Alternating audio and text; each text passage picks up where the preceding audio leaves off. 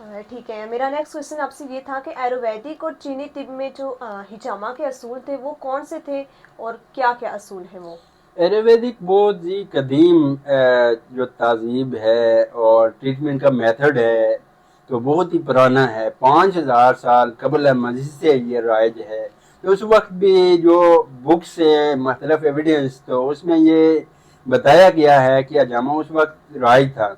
तो जैसे कि 2000 साल कबल एक सनाशा जो हिंदू तबीब हैं तो शास्त्र, तो उन्होंने एक बुक लिखी, उसमें रिसर्च बेस पे उन्होंने हजामा की बहुत ज़्यादा फ़वाइद लिखे। और चीनी तिब में तो बहुत ज़्यादा पहले से ये हजामा राइज है। और जहाँ तक मेरी रिसर्च का ताल्लुक है तो मैंने जो रिसर्च की है हजामा पे चाइना में, तो उसमें ये है कि जो पुराने दौर में जो एक्यूपंक्चर हुआ करता था तो एक्यूपंक्चर की जगह हजामा ही होता था, क्योंकि एक्यूपंक्चर के जो नीडल्स हैं वो बिल्कुल बारीक हैं।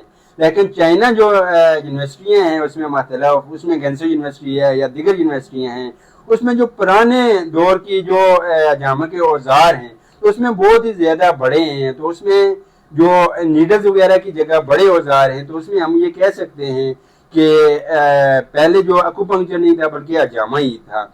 और चाइनीज जो तिब है उसमें हजामा को गो शो कहते हैं।